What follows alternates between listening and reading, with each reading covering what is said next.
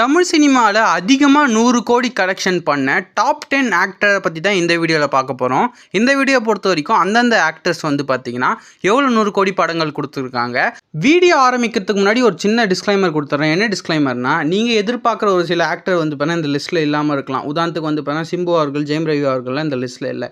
ஏன் இந்த லிஸ்ட்டில் இல்லைன்னா, சிம்பு அவர்கள் வந்து பார்த்தீங்கன்னா மாநாடுக்கு அப்புறம் வந்து பார்த்தீங்கன்னா அவரோட எந்த படமும் வந்து பார்த்தீங்கன்னா 100 கோடி கலெக்ட் ஆகல. அதுக்கப்புறம் வந்து பார்த்தீங்கன்னா ஜெயம் ரவி அவர்களுக்கும் அதே மாதிரி தான். எந்த படமும் வந்து பார்த்தா 100 கோர்ஸ் வந்து கலெக்ட் பண்ணல கைஸ். அதுக்கப்புறம் இன்னொரு விஷயம், மல்டி ஸ்டார் படங்கள் இருக்குது பார்த்தீங்களா, பொன்னியின் செல்வன் அந்த மாதிரி படங்கள்லாம் வந்து பார்த்தீங்கன்னா இந்த லிஸ்ட்டில் வந்து பார்த்தீங்கன்னா சேர்க்கலை. சோலோவாக ஒரு ஆக்டர் அவரோட மார்க்கெட் மூலமாக 100 கோடி கொடுத்துருப்பாரு.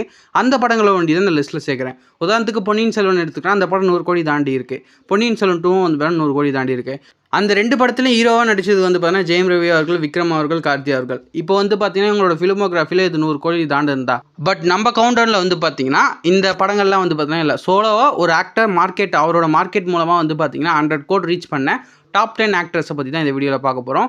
இந்த லிஸ்ட்டில் வந்து பார்த்தீங்கன்னா அவங்க எவ்வளோ படம் கலெக்ட் பண்ணியிருக்காங்க, அதாவது அவங்களோட படம் எத்தனை படம் 100 கோடி கலெக்ட் பண்ணியிருக்கு, அதை வச்சு தான் வந்து பார்த்தீங்கன்னா இந்த டாப் 10 லிஸ்ட்டை நான் ஆர்டர் பண்ணியிருக்கேன். ஓகே கைஸ், இந்த வீடியோ உங்களுக்கு புரிஞ்சிருக்கும்னு நம்புகிறேன். வாங்க இன்னைக்கான வீடியோக்குள்ளே போயிடலாம். வாழ்க்கையில் நம்ம என்ஜாய் பண்ணுற வேலையை செய்யணுங்க, இல்லைன்னா செத்துடணும். நான் பெரிய ஆளாக வரவே வேணாம், ஆனால் வாழ்க்கை ஃபுல்லாக சந்தோஷமாக இந்த வேலையை நான் செஞ்சுக்கிட்டே இருப்பேன். 10th பிளேஸில் பார்க்க போகிற ஆக்டர் பேர் வந்து பார்த்தீங்கன்னா பிரதீப் ரங்கநாதன். ஆரிவன் உனக்கு ப்ரொபோஸ்லாம் பண்ணியிருக்கான், சொல்லவே இல்லை. அது சும்மா விளையாட்டுக்கு பேசி போனா. ஏண்டி நீங்க விளையாடுறதுக்கு எங்களை மாதிரி நல்ல பசங்க வாழ்க்கை தான் கிடைச்சதா? ரிலீஸ் ஆன 2 படத்துலேயும் வந்து பார்த்தீங்கன்னா 100 கோடிக்கு மேலே கலெக்ஷன் கொடுத்து டயர் 2 ஆக்டர்ஸோட ரெக்கார்டே வந்து பார்த்தீங்கன்னா அசால்ட்டாக உடச்சி வந்து பார்த்தீங்கன்னா இந்த லிஸ்ட்டில் வந்து பார்த்தீங்கன்னா 10th பிளேஸில் பிரதீப் ரங்கநாதன் இருக்கார். டயர் 2 ஆக்டரில் இருக்கிறவர் தான் வந்து பார்த்தீங்கன்னா சிம்பு அவர்களே வந்து பார்த்தீங்கன்னா ஒரு 100 கோடி படம் தான் வந்து பார்த்தீங்கன்னா கொடுத்துருக்காரு. பட் பிரதீப் ரங்கநாதன் வந்து பார்த்தீங்கன்னா 2 100 கோடி படம் வந்து பார்த்தீங்கன்னா கொடுத்துருக்காரு. லவ் டுடே மூவி வந்து பார்த்தீங்கன்னா 105 கோடி கலெக்ட் பண்ணியிருக்கு. டிராகன் படம் வந்து பார்த்தீங்கன்னா 150 கோடிக்கு மேலே வந்து பார்த்தீங்கன்னா கலெக்ட் பண்ணியிருக்கு. ஸ்டார்டிங் ஸ்டேஜ்லேயே வந்து பார்த்தீங்கன்னா இவ்வளோ பெரிய ஹிட்லாம் வந்து பார்த்தீங்கன்னா தமிழ் சினிமாவில் கடந்து வந்து எந்த ஆக்டரும் வந்து பார்த்தீங்கன்னா கொடுத்ததில்ல. பட் பிரதீப் ரங்கநாதன் வந்து பார்த்தீங்கன்னா இதை அசால்ட்டாக அச்சீவ் பண்ணால் நம்மளால சொல்ல முடியாது. இதுக்கு காரணம் வந்து பார்த்தீங்கன்னா ஒரு டெடிகேஷன், ஹார்ட் ஒர்க் தான். ஆரம்பத்தில் எக்கச்சக்கமான ட்ரோல்ஸை வந்து பார்த்தீங்கன்னா இவர் ஃபேஸ் பண்ணார். பட் இவரோட ஹார்ட் ஒர்க் மூலமாக வந்து பார்த்தீங்கன்னா இன்றைக்கி தமிழ் சினிமாவில் ஆல்மோஸ்ட் வந்து பார்த்தீங்கன்னா டயர் 1 ஆக்டருக்கே போட்டி போடுற மாதிரி வந்து பார்த்தீங்கன்னா இவரோட படங்கள் வந்து பார்த்தீங்கன்னா அமைஞ்சிருக்கு. பார்ப்போம், ரஜினி, விஜய் மாதிரி இவரும் வந்து பார்த்தீங்கன்னா ஒரு பெரிய ஆக்டராக வராரான்னு. என்ன ப்ரோ இப்போயே இவ்வளோ பெருசாக இவரை சொல்கிறீங்கன்னு கேட்டிங்கன்னா, நீங்களே நினச்சி பாருங்க கைஸ். இன்ட்ரடியூஸ் ஆன முதல் படத்துலேயே 100 crore, அதுக்கப்புறம் இருக்கிற படத்தில் வந்து பார்த்தீங்கன்னா 150 crores. இதெல்லாம் வந்து பார்த்தீங்கன்னா எந்த ஆக்டரும் வந்து பார்த்தீங்கன்னா அந்தளவுக்கு சாத்தியம் இல்லை. பட் ஒரு ஆக்டரை பொறுத்த வரைக்கும் சஸ்டைனாக ஒரு 10 years மேலே இண்டஸ்ட்ரியில் சர்வை பண்ண வேண்டியது தான் சினிமாவில் இருக்க முடியும். இவர் கன்ஃபார்ம் பண்ணுவார்னு தான் நினைக்கிறேன். பார்ப்போம் இவர் எந்த அளவுக்கு ஒரு ரீச் ஆகிறாருன்னு தமிழ் சினிமாவில். 9th 8th 7th இந்த 3 பிளேஸ்லேயும் வந்து பார்த்தீங்கன்னா 3 ஆக்டர்ஸை நம்ம பார்க்க போகிறோம் கைஸ். இது வந்து பார்த்தீங்கன்னா ஆர்டர் என்னால் கொடுக்க முடியல, ஏன்னா அந்த 3 ஆக்டரும் வந்து பார்த்தீங்கன்னா 3 100 கோடி படம் வச்சுருக்காங்க. ஒரு சிலர் வந்து பார்த்தீங்கன்னா மல்டி ஸ்டாரில் வந்து பார்த்தீங்கன்னா 100 கோடி அச்சீவ் பண்ணியிருக்காங்க. பட் இந்த லிஸ்ட்டில் வந்து பார்த்தீங்கன்னா மல்டி ஸ்டார் படம் இல்லாதனால வந்து பார்த்தீங்கன்னா அந்த 100 கோடி படத்தை நான் தூக்கிட்டேன். அதனால் வந்து பார்த்தீங்கன்னா சோலோவாக பர்ஃபார்ம் பண்ணால் அவங்களோட 100 கோடி படம் அப்படி தான் இந்த லிஸ்ட்டில் இருக்குது. அதனால் நான் கொஞ்சம் கால்குலேட் பண்ணதில் வந்து பார்த்தீங்கன்னா இந்த 3 ஆக்டரும் வந்து பார்த்தீங்கன்னா 3 100 கோடி படம் வந்து பார்த்தீங்கன்னா 3 ஆக்டருமே கொடுத்துருக்காங்க. கைஸ் இந்த 3 பிளேஸையும் வந்து பார்த்தீங்கன்னா நீங்களே லிஸ்ட்டு போட்டுருங்க. அடுத்து பார்க்க போகிற ஒரு 3 பிளேஸ் வந்து பார்த்தீங்கன்னா நான் ஆர்டராக தான் சொல்கிறேன். இது வந்து பார்த்தீங்கன்னா இந்த 3 ஆக்டரும் வந்து பார்த்தீங்கன்னா 100 கோடி கொடுத்துருக்காங்க. இந்த 100 கோடி படங்கள் வந்து பார்த்தீங்கன்னா உங்களோட பாயிண்ட் ஆஃப் வியூவில் எந்த அளவுக்கு இருக்குதுன்னு சொல்லிட்டு நீங்கள் கீழே கமெண்ட் பண்ணிட்டு ஒரு லிஸ்ட்டாக கொடுங்க. இப்போ நான் ஆர்டராக தான் சொல்லணும் வரேன். இப்போ நான் வந்து பார்த்தீங்கன்னா ஆர்டராக சொல்கிறதுனால இவர் தான் முன்னாடி பின்னாடிலாம் இல்லை. இப்போ நான் வந்து பார்த்தீங்கன்னா சொல்கிறத வச்சு நீங்கள் வந்து பார்த்தீங்கன்னா உங்களுக்கு எந்த ஆக்டர் பிடிச்சிருக்கோ, இல்லை எந்த ஆக்டருக்கு இந்த 100 கோடி பர்ஃபார்மன்ஸுக்கு அதிகமாக இருக்குன்னு தோணுதோ அந்த ஆக்டரோட பேரை நீங்கள் கீழே கமெண்ட் பண்ணிக்கலாம். இப்போ நான் அப்படியே லைனாக சொல்கிறேன், திரும்பியும் சொல்லிக்கிறேன். இது வந்து பார்த்தீங்கன்னா ஆர்டர் வைஸில் நான் சொல்ல, நான் லைனாக வந்து பார்த்தீங்கன்னா இந்த ஆக்டரோட பேர் சொல்கிறேன். 9th பிளேஸில் பார்க்க போகிற ஆக்டர் பேர் வந்து பார்த்தீங்கன்னா விக்ரம் அவர்கள்.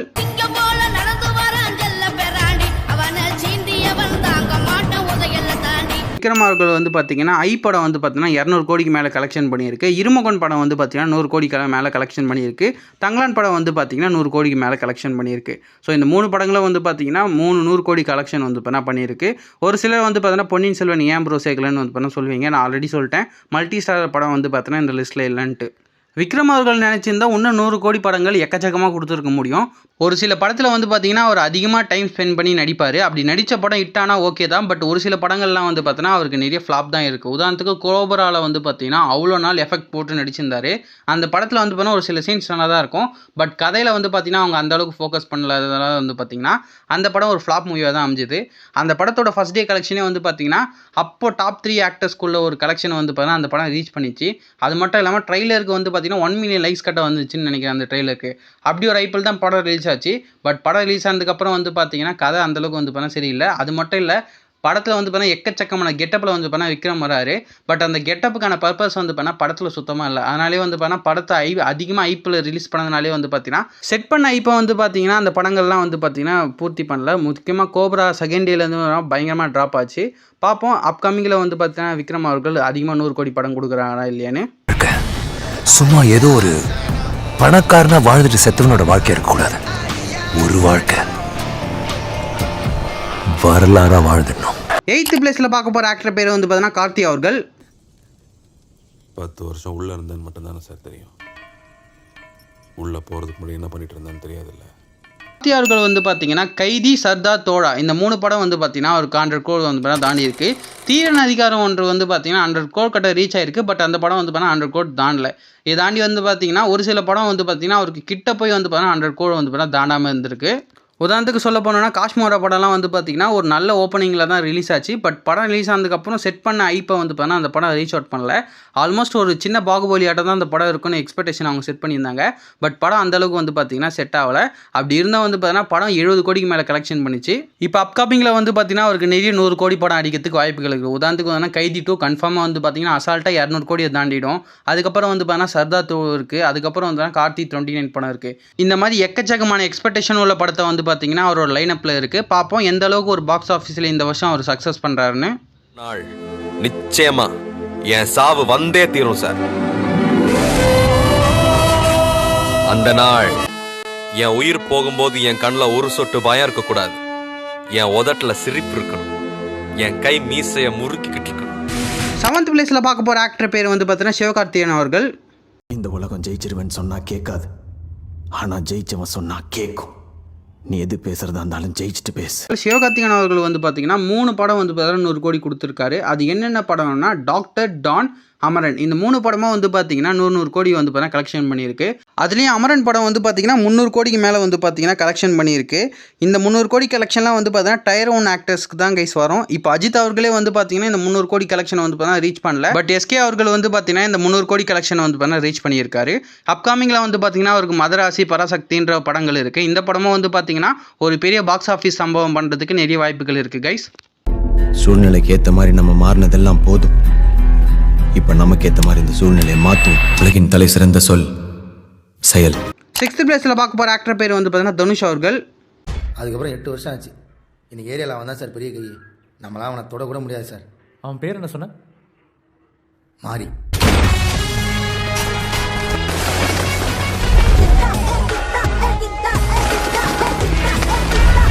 தனுஷ் அவர்கள் வந்து பார்த்தீங்கன்னா ராஞ்சனா, அசுரன், திருச்சிற்றம்பலம், வாத்தி, ராயன்ற 500 கோடி கலெக்ஷன் மேலே வந்து பார்த்தீங்கன்னா படங்கள் கொடுத்துருக்காங்க. இதாண்டி வந்து பார்த்தீங்கன்னா எக்ஸ்ட்ரானி ஜேர்னி ஆஃப் த ஃபக்கீர் படமும் வந்து பார்த்தீங்கன்னா 100 கோடி மேலே தாண்டி இருக்கு. பட் அந்த பாக்ஸ் ஆஃபீஸோட அக்யூரேட் டேட்டா நம்மளுக்கு கிடைக்கல. பட் அந்த படமும் 100 கோடி தாண்டி இருக்கு. பட் வந்து பார்த்தீங்கன்னா அந்த படத்தை நான் அந்த லிஸ்ட்டில் வைக்கல. அது மட்டும் இல்லாமல் ராஞ்சனா படம் என்னென்னு ஒரு சிலருக்கு டவுட்டாக இருக்கும். இது வந்து பார்த்தீங்கன்னா தமிழில் அம்பிகாபதினு வந்து பார்த்தீங்கன்னா ரிலீஸ் ஆயிருக்கு. இந்த படம் வந்து பார்த்தீங்கன்னா 3 படம் டைமில் தான் ரிலீஸ் ஆச்சுன்னு நினைக்கிறேன். ஸோ தனுஷ் அவர்களுக்கு வந்து பார்த்தீங்கன்னா 2013 வந்து பார்த்தீங்கன்னா ஒரு ஃபர்ஸ்ட் 100 கோடி படம் வந்து பார்த்தீங்கன்னா ரிலீஸ் ஆகிட்டு இருக்கு. பட் அந்த அளவுக்கு வந்து பார்த்தீங்கன்னா தமிழ் சினிமா ஃபேன்ஸுக்கு வந்து பார்த்தீங்கன்னா இது தெரில. இதாண்டி வந்து பார்த்தீங்கன்னா அப்கமிங்கில் தனுஷ் அவர்களுக்கு வந்து பார்த்தீங்கன்னா குபேரா படம் வந்து பார்த்தீங்கன்னா இன்னும் கொஞ்சம் நாளில் ரிலீஸ் ஆகிருக்கு. பயோபிக்கில் வந்து பார்த்தீங்கன்னா இளையராஜா அவர்களோட பயோபிக், அதுக்கப்புறம் கலாம் சாரோட பயோபிக்லாம் வந்து பார்த்தீங்கன்னா அப்கமிங்கில் தனுஷ் அவர்கள் நடிக்க போகிறாரு. அது மட்டும் இல்லாமல் கொஞ்ச நாளில் வந்து பார்த்தீங்கன்னா குபேரா படம் ரிலீஸ் ஆகுது. அது மட்டும் இல்லாமல் போத்தலை படத்தோட டேரக்டரோட படம், லப்பர் பந்து டேரக்டரோட படம், இட்லி கடை வந்து பார்த்தீங்கன்னா ஆல்ரெடி வந்து பார்த்தீங்கன்னா ஃபினிஷ் ஆகி ரிலீஸ் ஆகிற ஸ்டேஜில் இருக்குது. இந்த மாதிரி எக்கச்சக்கமான படம் வந்து பார்த்தீங்கன்னா ஒரு அப்கமிங் லைனப்ஸில் வந்து பார்த்தீங்கன்னா இருக்குது. பார்ப்போம் இந்த வருஷம் இல்லாமல் இது இனிமேல் வரப்போகிற வருஷத்தில் தனுஷ் அவர்கள் எந்த அளவுக்கு ஒரு பாக்ஸ் ஆஃபீஸ் சம்பவம் பண்ணுறாருன்னு. என் பேர் குமார், கொக்கி குமார், கேள்விப்பட்டுக்கிறியா? 5th பிளேஸில் பார்க்க போகிற ஆக்டர் பேர் வந்து பார்த்தீங்கன்னா சூர்யா அவர்கள். சிறப்பான தரமான சம்பவம்லாம் நீ பார்ப்பீங்கடா. சூர்யா அவர்களுக்கு வந்து பார்த்தீங்கன்னா கிட்டத்தட்ட 7 படம் வந்து பார்த்தீங்கன்னா 100 கோடிக்கு மேலே கலெக்ஷன் ஆயிருக்கு. என்னென்ன படம்னு இப்போ பார்ப்போம். 7ஆம் அறிவு, சிங்கம் 2, 24 மூவி, அதுக்கப்புறம் சிங்கம் 3, எதற்கும் துணிந்தவன், கங்குவா, ரெட்ரோ. இதில் வந்து பார்த்தீங்கன்னா லிஸ்ட்டில் பார்க்கும்போது ஒரு சிலருக்கு வந்து பார்த்தீங்கன்னா என்னடா இவன் ஃப்ளாப்பான படத்தெல்லாம் சொல்கிறான்னு ஒரு சிலருக்கு டவுட்டாக இருக்கலாம். இதில் ஒரு சில படங்கள் ஃப்ளாப் தான். பட் அந்த படத்தோட பட்ஜெட்லாம் வந்து பார்த்தீங்கன்னா 100 கோடிக்கு மேலே. அதனால் வந்து பார்த்தீங்கன்னா அந்த படத்தோட கலெக்ஷனும் வந்து பார்த்தீங்கன்னா 100 கோடி அசால்ட்டாக ரீச் பண்ணியிருக்கோம். கங்குவாவில் வந்து பார்த்தீங்கன்னா அந்த மாதிரி டைப் தான்.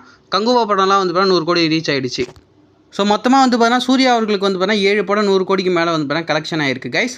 பட் இந்த கலெக்ஷன்லாம் வந்து பார்த்தீங்கன்னா சூர்யா அவர்களுக்கு வந்து பார்த்தீங்கன்னா ஒரு டேலண்ட் முன்னாடி இதெல்லாம் ஒன்றுமே இல்லை. அவர் இப்போயே வந்து பார்த்தீங்கன்னா 500 crore மேலே வந்து பார்த்தீங்கன்னா கலெக்ட் பண்ண வேண்டியது.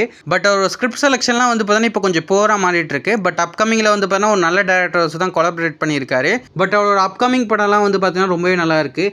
லக்கி பாஸ்கர் டைரக்ட் பண்ண வெங்கிலி அட்லியோட ஒரு படம், அதுக்கப்புறம் வந்து பார்த்தீங்கன்னா சூர்யா 45, இது வந்து பார்த்தீங்கன்னா ஆர்ஜே பாலாஜி டைரக்ஷன் பண்ணுறாரு. நம்ம ஜெயிச்சிட்டோம் வாரா, ஜெயிச்சிட்டோம். 4th பிளேஸில் பார்க்க போகிற ஆக்டர் பேர் வந்து பார்த்தீங்கன்னா கமலஹாசன் அவர்கள்.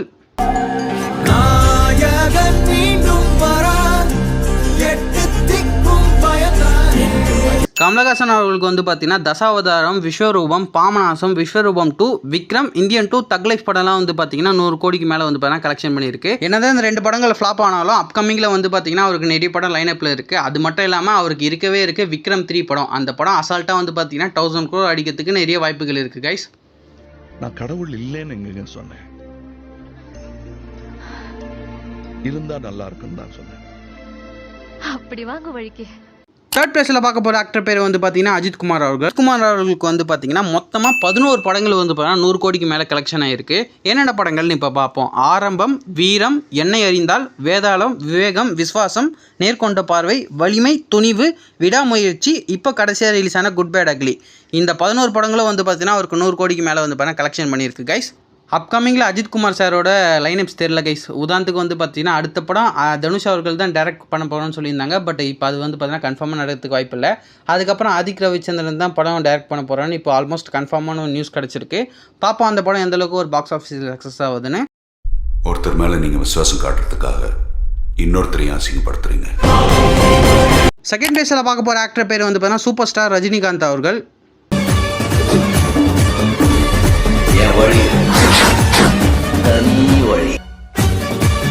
ரஜினிகாந்த் அவர்களுக்கு வந்து பார்த்தீங்கன்னா கிட்டத்தட்ட வந்து பார்த்தீங்கன்னா 12 படம் வந்து பார்த்தீங்கன்னா 100 கோடிக்கு மேலே வந்து பார்த்தீங்கன்னா கலெக்ஷன் ஆகிருக்கு. என்னென்ன படங்கள்னு இப்போ பார்ப்போம். சந்திரமுகி, சிவாஜி, எந்திரன், லிங்கா, கபாலி, காலா 2.0, பேட்டை, தர்பார், அண்ணாத்த, ஜெயிலர், வேட்டையன். மொத்தமாக 12 திரைப்படங்கள் வந்து பார்த்தீங்கன்னா ரஜினிகாந்த் அவர்களுக்கு 100 கோடிக்கு மேலே வந்து பார்த்தீங்கன்னா கலெக்ஷன் ஆயிருக்கு. இது மட்டும் இல்லாமல் அப்கமிங்கில் வந்து பார்த்தீங்கன்னா 2000 கோடி படம் வந்து பார்த்தீங்கன்னா ரஜினிகாந்த் அவர்கள் கையில் வச்சிருக்காரு. 1 ஜெயிலர் 2 இந்த படம் வந்து பார்த்தீங்கன்னா கன்ஃபார்மாக வந்து பார்த்தீங்கன்னா 1000 கோடி அடிக்கும்னு எல்லா இண்டஸ்ட்ரியில் இருக்கவங்க எதிர்பார்க்குறாங்க. ஏன்னா ஜெயிலர் 1 வந்து பார்த்தீங்கன்னா அன்எக்ஸ்பெக்டடாக வந்து 650 கோடிக்கு மேலே வந்து பார்த்தீங்கன்னா கலெக்ஷன் பண்ணிச்சு. நார்த் இந்தியாவை தவிர்த்துட்டு அந்த படம் நார்த் இந்தியாவில் வந்து பார்த்தீங்கன்னா ஒரு நல்ல ரெக்கார்ட் பண்ணிச்சு, அதாவது நல்ல கலெக்ஷன் பண்ணிச்சு. பட் வந்து பார்த்தீங்கன்னா ஜெயிலர் 2 கன்ஃபார்மாக இந்த வாட்டி அந்த கலெக்ஷனே பீட் பண்ணணும்னு தான் நினைக்கிறாங்க. கூலி மிஸ் ஆனாலும் வந்து பார்த்தீங்கன்னா ஜெயிலர் 2 மிஸ் ஆகிறதுக்கு வாய்ப்பே இல்லை. அது மட்டும் இல்லாமல் கூலிக்கும் வந்து பார்த்தீங்கன்னா ஒரு நல்ல எக்ஸ்பெக்டேஷன் இருக்குது. ஏன் கூலியை அடிக்கிறதுக்கு வாய்ப்பு இல்லை நான் சொல்கிறேன்னா, கூலி ரிலீஸ் ஆகுது அதே டைமில் வந்து பார்த்தீங்கன்னா வார் 2ன்னு ஒரு படம் ரிலீஸ் ஆகுது, கொஞ்சம் குறைக்கிறதுக்கு வாய்ப்பு இருக்குது. பட் இருந்தாலும் கூலிக்கும் வந்து பார்த்தீங்கன்னா பேன் இந்தியா அளவுலேயே வந்து பார்த்தீங்கன்னா ஒரு நல்ல ரெஸ்பான்ஸ் இருக்குது. அது மட்டும் இல்லாமல் அமீர் கான் அவர்கள், நாகார்ஜுனா அவர்கள்லாம் நடிக்கிறாரு. பார்ப்போம் கூலி எந்த அளவுக்கு ஒரு பாக்ஸ் ஆஃபீஸ் கலெக்ஷன் பண்ணுதுன்னு. பராசக்தி ஹீரோடா பேரை கேட்ட உடனே சும்மா அதறது இல்லை. ஃபர்ஸ்ட் பிளேஸில் பார்க்க போகிற ஆக்டர் பேர் வந்து பார்த்தீங்கன்னா விஜய் அவர்கள். எவ்வளோ வயசான என்ன lion is always a lion. Thalapathy Vijay அவர்களுக்கு வந்து பார்த்தீங்கன்னா கிட்டத்தட்ட 14 படங்கள் வந்து பார்த்தீங்கன்னா 100 கோடிக்கு மேலே வந்து பார்த்தீங்கன்னா கலெக்ஷன் ஆகிருக்கு. என்னென்ன படங்கள்னு சொல்கிறேன். நண்பன், துப்பாக்கி, ஜில்லா, கத்தி, தெரி, பைரவா, மெர்சல், சர்க்கார், பிகில், மாஸ்டரு, பீஸ்ட்டு, வாரிசு, லியோ, அதுக்காட்ட இப்போ ரீசெண்டாக ரிலீஸ் ஆன கோட் படம் கைஸ்.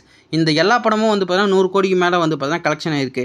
இதில் ஒரு சில 2 படங்களை தாண்டி எல்லா படமே வந்து பார்த்தீங்கன்னா பெரிய பிளாக் பஸ்டர் ஹிட் மூவி. இப்போ தளபதி அவர்களுக்கு வந்து பார்த்தீங்கன்னா லாஸ்ட்டாக ஜனநாயகன் படம் தான் வந்து ரெடி ஆகிருக்கு. பார்ப்போம் அந்த படம் எந்த அளவுக்கு ஒரு பாக்ஸ் ஆஃபீஸ் கலெக்ஷன் வந்து பார்த்தீங்கன்னா சம்பவம் பண்ணுது.